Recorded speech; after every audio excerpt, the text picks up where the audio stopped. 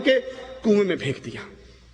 صبح اٹھا تو دیکھا حضرت اس کو نظر نہیں آئے، ڈھونڈتا پھرا تو کنویں پہ پہنچا تو اللہ عز و جل نے اس کی عقلوں کو کھول دیا، اس کے سینے کو اسلام کے لیے منور کر دیا۔ اس کو دیکھ کر کہتا ہے کہ اگر تیرے پلے میں کوئی نفع اور نقصان ہوتا اپنے وجود کو اس غلیظ جانور سے کم از کم دور کر لیتا۔ اور ہم بھی یہی کہتے ہیں لوگوں، ہماری باتیں کڑوی لگیں تو لگیں، اگر پیر جیلانی میں کوئی قوت اور طاقت مرنے کے بعد ہوتی، بغداد پہ گرنے والے امریکی بموں کا رخ تو بدل دیتا۔ لوگ کہتے ہیں جی آپ نہیں مانتے، جب انڈیا نے پاکستان پہ حملہ کیا تھا نا چوری چھپے، تو راوی کا پل توڑنے کے لیے بڑی کوشش کی، بڑے طیارے آ کر رکتے رہے اور بم مارتے رہے۔ 65 کی جنگ میں سبز چولے والا ایک کھڑا تھا، اوپر سے بم آتے وہ کیچ کر کے دریا میں ڈال دیتا، پل پہ نہیں گرنے دیتا۔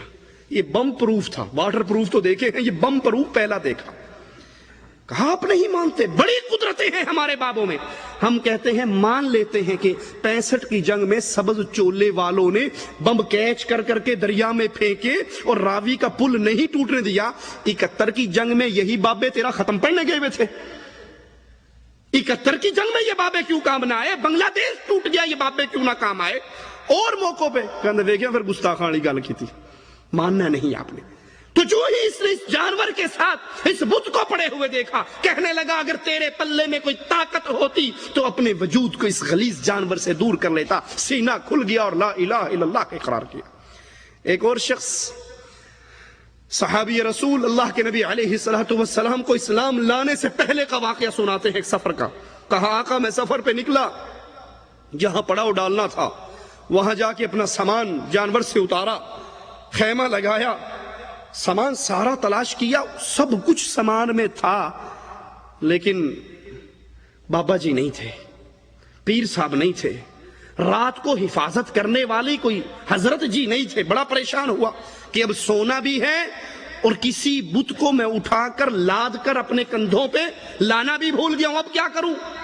نیند آئے گی تو کوئی نہ کوئی جانور حملہ آور ہو جائے گا۔ عادت سے مجبور تھا، اے اللہ کے نبی میں نے ستو لے کے ستو کو پانی میں گھولا اور پھر اس ستو کے آٹے سے میں نے ایک چھوٹا سا پیر صاحب تیار کیا، پورا تیار کر کے اس کو رکھ کے ساوی چادر ڈال کے اب اس کے آگے ہاتھ باندھ دیے کہ ویکھلا میں کتنا اوکھا ہویا تیرے واسطے، میں نے تیرے لیے کتنی محنت کی ہے، ٹھیک ہے اب اتنا میں نے تیرے ساتھ سلوک کیا، آگے تیری ڈیوٹی ہے کہ تو ساری رات کسی کو نزدیک نہ آنے دینا۔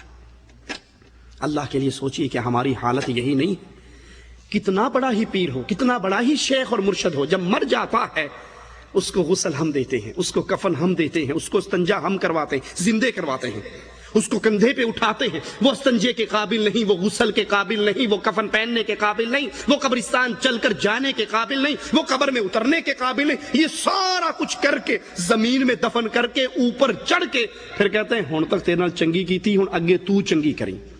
کہا میں صبح اٹھا، بڑے سکون سے سویا، میں نے جہاں اپنا اور سامان بانٹا اٹھایا تو میں نے اس کو بھی اٹھا لیا اور چل پڑا کہ آگے بھی جہاں ضرورت پڑی اس سے مدد مانگتا رہوں گا۔ آج رات تو اس نے بڑی اچھی کٹائی ہے۔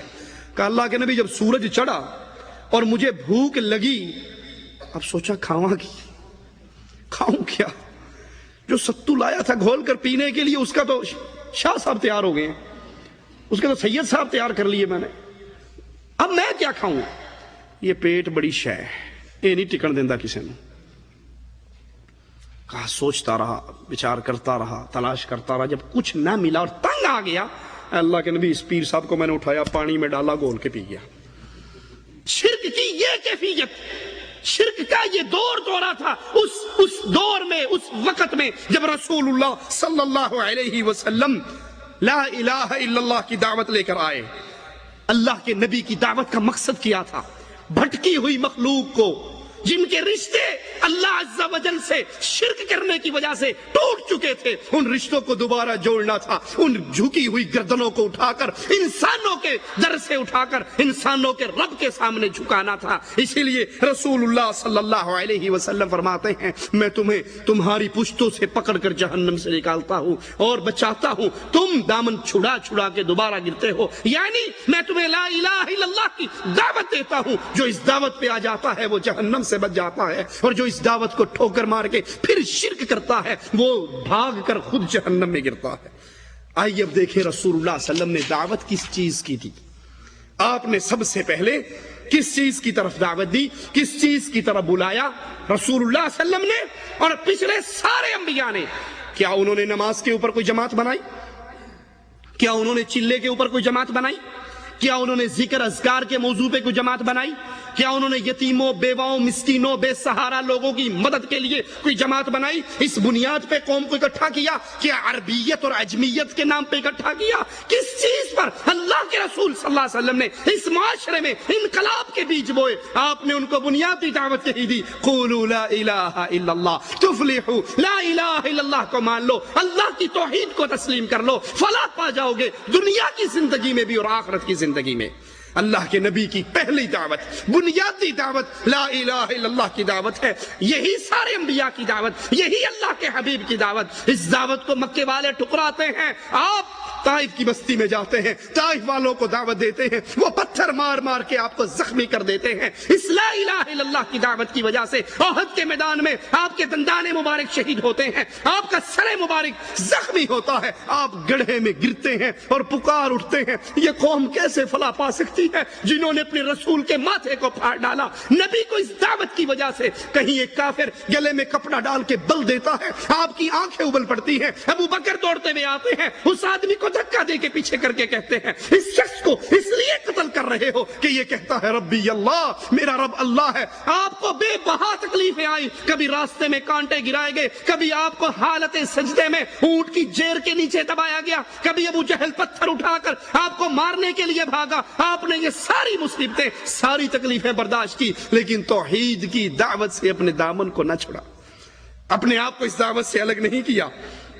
تو یہ درس ہے میرے لیے اور آپ کے لیے، ہم جب بھی اپنی دعوت کا آغاز کریں لا الہ الا اللہ سے دعوت کا آغاز کریں، یاد رکھیے جس دعوت کی بنیاد لا الہ الا اللہ نہیں ہے، جس تحریک کی بنیاد لا الہ الا اللہ نہیں ہے، وہ تحریک باطل ہے، وہ تحریک گمراہ کن تحریک ہے جو اللہ کی توحید کو چھوڑ کر کسی اور مسئلے پہ پارٹی بازی کرے، جماعت سازی کرے، لوگوں کو اکٹھا کرے۔ لا الہ الا اللہ کی بنیاد نہ ہو، وہ بنیاد کوئی اور ہو، وطن کی آزادی بنیاد ہو، جمہوریت بنیاد ہو، کسی اور پوائنٹ پہ اکٹھا ہو جائے، چلے کی بنیاد ہو، نماز کی بنیاد ہو، قربانی کی بنیاد ہو، زکوٰۃ کی بنیاد ہو، اگر لا الہ الا اللہ بنیاد نہیں ہے تو یہ تحریک اسلام کی تحریک نہیں ہے۔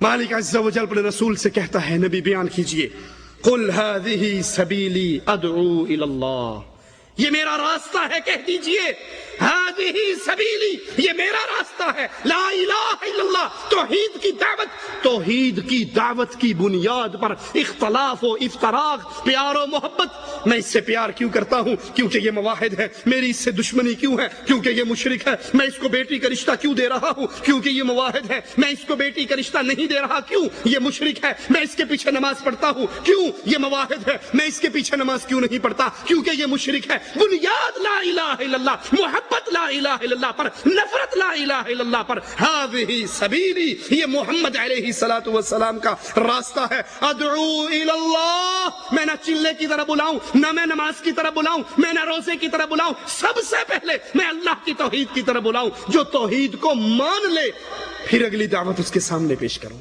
حضرت معاذ کو یمن کی طرف روانہ کیا اور کہا معاذ، اہل کتاب کی طرف جا رہے ہو، سب سے پہلے ان کو لا الہ الا اللہ کی طرف بلانا۔ کوئی کہہ سکتا ہے کہ جناب ہم بھی تو یہی کہتے ہیں کلمہ ٹھیک کر لو، ہم بھی تو یہی کہتے ہیں کہ کلمہ ٹھیک کر لو۔ میں کہتا ہوں ہاں یہی کہتے ہو کہ کلمہ ٹھیک کر لو، لیکن اس کلمے کا ترجمہ کسی کو بتاتے، اس کلمے کے تقاضے بیان کرتے، اس کلمے کے حقوق بیان کرتے، اس کلمے کی ڈیمانڈ بیان کرتے، یہ نہیں کرتے۔ بس لا الہ الا اللہ کا مطلب ہے کہ اللہ کے علاوہ کوئی معبود برحق نہیں، اللہ کے رسول اس کے رسول ہیں، یہ نہیں بیان کرتے کہ یہ کلمہ پڑھنے کا تقاضا یہ ہے کہ پھر یہ گردن کسی اور کے سامنے نہیں جھک سکتی، یہ زبان یا علی اور یا رسول اللہ مدد کے نعرے نہیں لگا سکتی، اللہ کو چھوڑ کر پیروں کو غوث اعظم نہیں کہا جا سکتا، اللہ کی شریعت کو چھوڑ کر اس کے مقابلے پر پارلیمنٹ کو یہ حق نہیں دیا جا سکتا کہ وہ جمہوریت کے ذریعے اوپر آ کر قانون سازی کرے دو تہائی اکثریت میں، جو چاہے شراب کو حلال کر دے، سود کو حلال کر دے، جو چاہے کرے۔ اور اگر ملک میں اسلام